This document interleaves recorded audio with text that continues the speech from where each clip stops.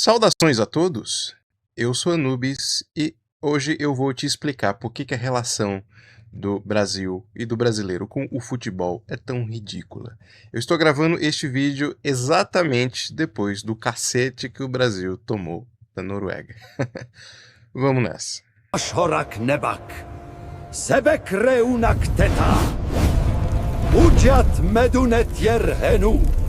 Primeiramente, eu peço desculpas aqui caso haja barulhos no fundo, porque depois que o Brasil perdeu a Copa aí nas oitavas, todas as pessoas aqui decidiram soltar fogos como se fosse uma guerra civil aqui, destruindo todo o estoque que era para durar supostamente até o final da Copa. Mas isso também é muito simbólico do que eu vou te dizer a respeito do Brasil. Bem, eu anteriormente fiz um vídeo aqui no canal explicando, dando um pouco dessas nuances, dessas coisas sobre o brasileiro, sobre o futebol. Teve um vídeo, inclusive, que eu fiz que eu perdi pelo menos uns 3 seguidores.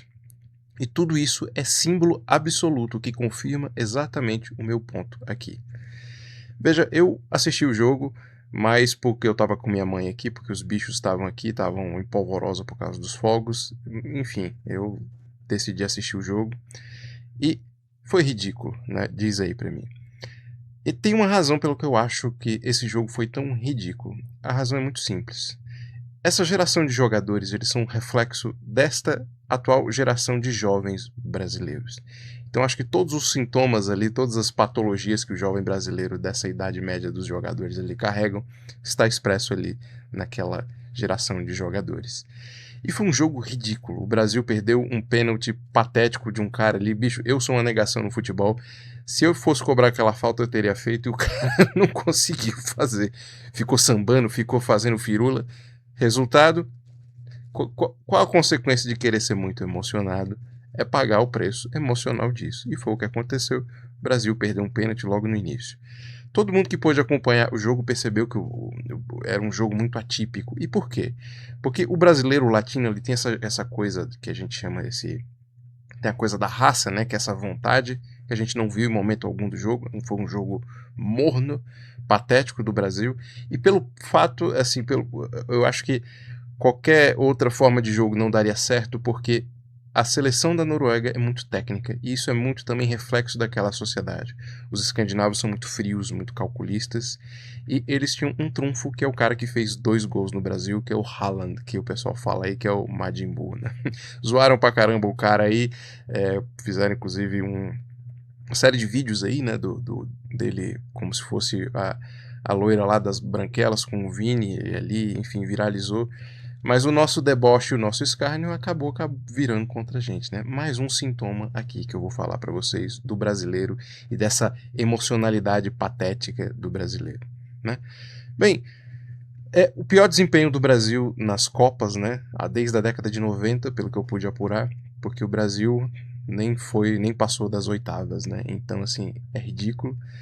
Fizeram uma grande firula, assim, com questão a esse Ancelotti aí que vai voltar na próxima Copa, ele fica até 2030, o contrato dele foi renovado, mas eu acho que o problema não foi o técnico, eu acho que o problema foram os jogadores, porque, novamente, o problema dessa geração de jogadores é que é todo mundo muito estrelinha, muito faz dancinha, é todo mundo afetado, e o resultado é esse. Quando você é muito emocionado e se depara com alguém que é muito frio, muito técnico, muito analítico, o resultado é esse. Ainda teve um pênalti ali, de um cara que deu a cotovelada ali, que foi justo, de fato foi pênalti, foi uma falta, ele na verdade deveria ter sido expulso. O Brasil fez mas foi patético ali, só pro Neymar dar o último chute dele, da história de participação deles das Copas, porque ele já vai fazer aí, já tá perto dos seus 40, né? Então, provavelmente é a última Copa dele, né? Enfim, foi um jogo ridículo, mas o meu ponto aqui não é para compartilhar com vocês do jogo, né? Meu ponto aqui é falar de coisas que eu já toquei aqui anteriormente nos vídeos, né? Porque, novamente, o problema do brasileiro com o futebol é um problema que também afeta a seleção e, enfim, é o fato de que o brasileiro, em geral, ele é muito emocional e muito pouco racional. O brasileiro tem essa relação obsessiva com o futebol por uma razão muito simples. Tem uma frase que eu já trouxe aqui a vocês que, para mim, ela é a síntese do Brasil em muitos aspectos, né? que é assim mais ou menos a frase. Ela não é muito coesa, ela não é atribuída a ninguém, mas a ideia central dela é o seguinte: em um país onde todo mundo é fudido, o melhor vendedor de todos é o vendedor de esperança. Isso explica muito a respeito do Brasil. Isso explica por que as bets se tornaram essa patologia social aí de um monte de gente viciada, porque é um monte de gente ali achando que é especial e vai jogar e vai ganhar, sendo que ele não tem um pingo de autocontrole, vai se fuder, vai se endividar. É a mesma coisa também com... o cara tem a fantasia de que ele acha que vai ficar milionário jogando ali, enfim, tem não sei o que. Eu não faço a menor ideia de como funciona a bet, eu acho um câncer. Mas o cara, ele acha que vai jogar lá e ele é especial, ele vai ganhar, e é isso que motiva ele de fato, né? Ah, é viciado. Bom, tem gente que é viciada em tudo quanto é coisa aí, e mesmo assim, sabe, não tem justificativa para... Eu entendo um cara que é viciado em drogas, porque as drogas têm um fator, assim, muito escravizador do indivíduo, né? De fato, torna ele independente químico. Agora, o cara de bet, ele é viciado em dopamina, né? O que é ridículo, mas não é esse aqui o ponto do vídeo. O ponto do vídeo é um outro sintoma que prova que o vendedor de esperança no Brasil é muito forte, é essa coisa do evangelho da prosperidade que se disseminou aí no país nos últimos anos por meio de muitas igrejas evangélicas aí. O que essas igrejas vendem? A fantasia de que Deus vai fazer você prosperar, e você é especial, e você vai fazer parte da campanha do não sei o que, e Deus vai te abençoar. É, mais uma vez, essa mesma tensão emocional por trás das bets, o desejo de você prosperar, porque de fato a gente vive num país muito escroto, onde é quase impossível você, de fato, ter alguma glória de forma honesta. Isso explica 100% do porquê que o futebol é o que é no Brasil. Porque ele é uma espécie de redenção coletiva. Toda a esculhambação que o brasileiro carrega aí, anos, enfim, todos os problemas desse país, todas as contradições, o brasileiro carrega e reprime isso como um ressentimento enorme dentro de si, que, a meu ver, ele acaba projetando ali na seleção. Como ele é um fudido, ele quer que a seleção seja um show de futebol, e ele vai pegar o ego dele e projetar ali, e ele é brasileiro, então ele é campeão e não sei o que. Enfim, uma babaquice ridícula que chega ao fundo do poço quando acontece o que aconteceu no Brasil. Por causa que os jogadores do Brasil são tão emocionados quanto o cidadão brasileiro médio, esse é o resultado que acontece. Então, novamente, o futebol, para mim, ele é o que é no Brasil por causa que ele é uma catarse coletiva. Ele é uma fantasia que o brasileiro projeta ali para ter um minuto sequer ali de glória, que é o grito do gol.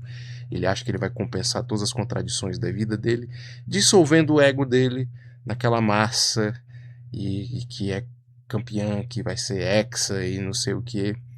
E quando chega momentos como esse de vergonha, de humilhação, o brasileiro decide queimar todos os fogos aqui de uma vez só.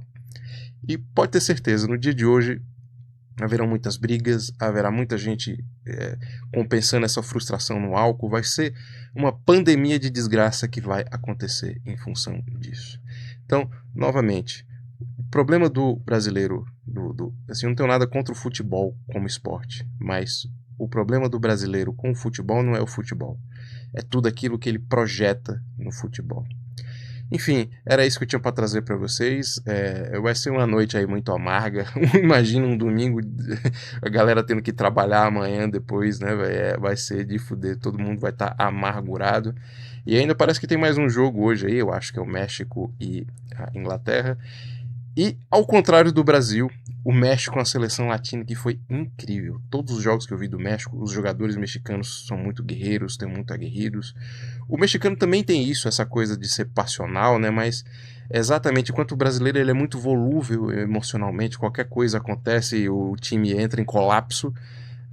Igual a gente viu no 7-1, chega outra seleção extremamente fria, como a alemã, extremamente técnica, vai lá, mete um gol e depois mete outro, de repente 7-1.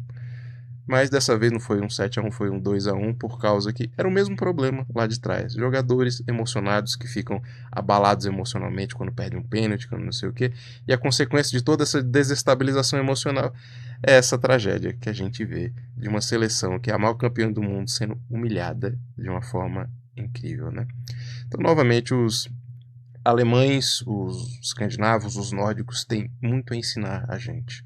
O brasileiro ele é muito emocionado, ele é muito passional e, enfim, isso, na minha opinião, é reflexo de inúmeros problemas que meio que caracterizam essa identidade brasileira, né? Enfim, eu espero aí que a Inglaterra perca para o México. O México tem muita garra, mas aparentemente não tem essa afetação que o Brasil demonstrou aí. E por isso eu acho que o México vai ganhar, mas enfim. É triste, né, o Brasil não ser um Cabo Verde, né, que perdeu ali por detalhes, né? Enfim, muito triste, né? Cabo Verde foi eliminada de uma forma muito injusta e o Brasil foi eliminado de uma maneira muito justa. Enfim, era isso que eu tinha para compartilhar com vocês aí. Fica à vontade na seção dos comentários e se prepare porque você vai ver muita desgraça aí, muita briga, muito foguete, muita cachaçada. Enfim, se prepare aí para o espetáculo de esculhambação que vai ser essa noite de domingo. Então era isso que eu tinha para trazer para vocês e até a próxima. Obrigado por assistir o vídeo até o final. Siga o canal se ainda não for inscrito, ative as notificações, curta, comente e compartilhe. Assim você contribui para fortalecer o projeto. Na sua tela e na descrição do vídeo existem mais formas de me ajudar e links para os meus outros canais e demais redes.